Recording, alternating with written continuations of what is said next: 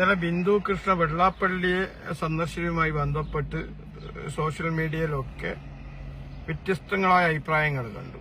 അയാൾ വർഗീയ വിഷം തുപ്പുന്നതാണ്, വർഗീയത പുലമ്പി നടക്കുന്ന ഒരു വ്യക്തി എന്തിനു പോയി കണ്ടു എന്നൊക്കെയാണ് വാദങ്ങൾ വരുന്നത്. പക്ഷേ എന്നെ സംബന്ധിച്ചിടത്തോളം അയാൾ വർഗീയത പറഞ്ഞോ ഇല്ലേ എന്നതല്ല വിഷയം. അങ്ങനെ ബസ് സ്റ്റാൻഡിൽ നിന്ന് കുറെ ചാവാലി പട്ടികൾ കുരക്കുന്നുണ്ട്. ആ കുരക്കുന്നത് കേട്ട് നമ്മളങ്ങോട്ട് മുന്നോട്ട് പോകാതല്ലാതെ ആ കുരക്കുന്നതിന് ആരും മറുപടി പറയാറില്ല. ആ തരത്തിൽ അത്ര സ്റ്റേറ്റ്മെന്റുകളൊക്കെ ഞാൻ കാണുള്ളൂ. പക്ഷെ ബിന്ദു കൃഷ്ണ കോൺഗ്രസിന്റെ പ്രവർത്തകരുടെ അഭിമാനത്തെ ചോദ്യം ചെയ്യുന്ന തരത്തിലാണ് ആ മനുഷ്യന്റെ മുമ്പിൽ പോയി കുമ്പിട്ടത്. കാരണം എന്താ അറിയോ, കോൺഗ്രസിനെ നിശിതമായി വിമർശിക്കുന്ന, കോൺഗ്രസിനെ പരാജയപ്പെടുത്താൻ വേണ്ടി അദ്ദേഹത്തെ കൊണ്ട് ചെയ്യാൻ പറ്റുന്ന എല്ലാ കാര്യങ്ങളും ചെയ്തിട്ടും ആ മനുഷ്യന്റെ മുമ്പിൽ പോയിട്ട് ഇങ്ങനെ കുമ്പിട്ട് എന്താ അനുഗ്രഹം വാങ്ങിക്കാൻ ഉളുപ്പുണ്ടോ എന്ന് ഞാൻ ചോദിക്കുന്നില്ല. ഉളുപ്പ് ഇത്തിരിയെങ്കിലും നിന്റെയൊക്കെ ശരീരത്തിൽ ബാക്കിയുണ്ടെങ്കിൽ, കോൺഗ്രസ് തരുന്ന ഉപ്പും ചോറാണ് നീയൊക്കെ ഇന്ന് ഭക്ഷിക്കുന്നതെങ്കിൽ ഈ പ്രസ്ഥാനത്ത് രാജിവെക്കണം, മന്ത്രിസ്ഥാനം രാജിവെച്ച് പോകണം. മനസ്സിലായ? ഒരു ദേശീയ പ്രസ്ഥാനത്ത് അവഹേളിക്കാൻ പറ്റിയ എല്ലാ ഘട്ടത്തിലും ആ മനുഷ്യനെ അവഹേളിച്ച് ഇലക്ഷൻ ക്യാമ്പയിനിൽ ഞങ്ങളെ സ്ഥാനാർത്ഥികളെ പരാജയപ്പെടുത്താൻ വേണ്ടി ആഹ്വാനം ചെയ്തു. പിണറായി വിജയന്റെ പാദസേവകനായി മാറി ആ മനുഷ്യൻ. മനസ്സിലാക്കണം. ഇലക്ഷൻ റിസൾട്ട് വന്നതിന് ശേഷം പരമാവധി മനസ്സിലാക്കണം കുറ്റം പറഞ്ഞു നടന്നു. പ്രത്യേകിച്ചൊരു പ്രധാന ഞങ്ങളുടെ മുഖ്യമന്ത്രിയായ VD സതീശനെതിരെ പറയാൻ പറ്റാത്ത വാക്കുകൾ വരെ അദ്ദേഹം പറഞ്ഞു. എന്തൊക്കെയാ പറഞ്ഞത്? ഇല്ലേ, ഇതൊക്കെ നമ്മളെ മുമ്പിലില്ലേ? ഇതൊക്കെ കോൺഗ്രസ് പ്രവർത്തകന്റെ വികാരത്തിനകത്തില്ലേ? ഇല്ലേ? എന്നിട്ട് നീ അവിടെ പോയി കുമ്പിട്ട് വന്നിട്ട് ആരെ പ്രീതിപ്പെടുത്താനാ? പിന്നെ അവിടെ നിന്ന് വിജയിച്ചത് നിന്റെ ഒന്നും പവർ കണ്ടിട്ടൊന്നുമല്ല.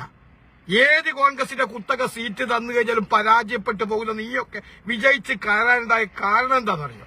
ഒരു തരംഗ പിണറായി വിജയന്റെ മന്ത്രിസഭയോട് അല്ലെങ്കിൽ ആ ഭരണകൂടത്തിലുള്ള ജനങ്ങൾക്കുള്ള വിയോജിപ്പുണ്ട്.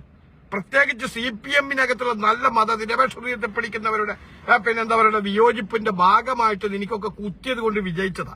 അല്ല, നീ അങ്ങ് ഉണ്ടാക്കിയിട്ട് അങ്ങ് വിജയിച്ച് വന്നതൊന്നുമല്ല.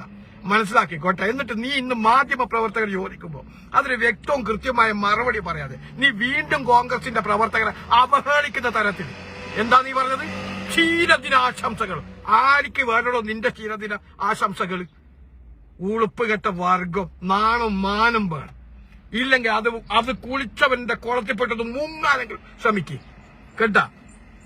നീയൊക്കെ എന്താ വിചാരിക്കുന്നത്? അങ്ങ് ആകുമ്പോഴേക്ക് പാർട്ടിക്ക് മുകളിലാ നീയൊക്കെ എന്നാ നിന്റെ ധാരണയൊക്കെ. അപ്പൊ അതുകൊണ്ട് പാർട്ടി എല്ലാ ഘട്ടത്തിലും ദ്രോഹിച്ച, പാർട്ടി പരാജയപ്പെടുത്താൻ വേണ്ടി ശ്രമിച്ച ഒരു നാണം കെട്ടവന്റെ മുമ്പിൽ പോയിട്ട് കുമ്പിടുന്നതിന് ഭേദം കോൺഗ്രസ് പ്രവർത്തകരുടെ ഏതെങ്കിലും എന്താ പറയുക വൈസ്റ്റ് പോയി ഉണ്ടാന്ന് നോക്ക് നീ പോയിട്ട്. മനസ്സിലായ? എന്നിട്ട് ഇന്ന് മാധ്യമത്തിന്റെ മുമ്പിലേക്ക് വന്ന് കൃത്യമായ മറുപടിയല്ലേ? എല്ലാവർക്കും ക്ഷീരദിന ആശംസകൾ. നിന്റെ മറ്റേ ആശംസക്കല്ലേ എല്ലാവരും കാത്തു നിൽക്കുന്നു ഇവിടെ.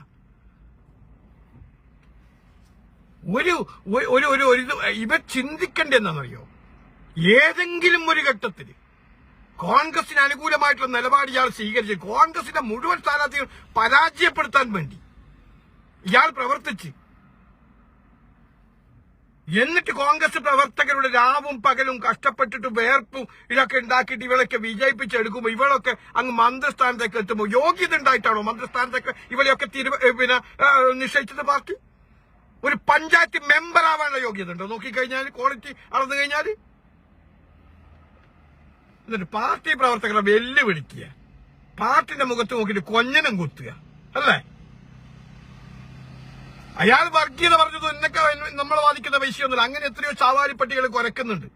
അതിലൊന്നും നമ്മളെ വാദിക്കുന്ന വിഷയം അത് മതനിരപേക്ഷത കേരളത്തിലെ പൊതുസമൂഹം അതൊക്കെ കാലത്തിന്റെ ചവിറ്റുകൊട്ടയിലേക്ക് പുറങ്കാല് കൊണ്ട് തട്ടിത്തെറിപ്പിച്ചതാ.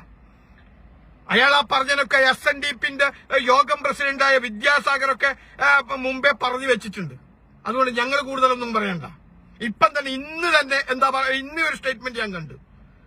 SNDP സംരക്ഷണ സമിതിയുടെ ജനറൽ സെക്രട്ടറി ഈ സ്ത്രീക്കെതിരെ കൃത്യമായിട്ടുള്ള നിലപാട് സ്വീകരിച്ചിട്ടുണ്ട്. ഇല്ലേ? ഉളുപ്പ് വേണം.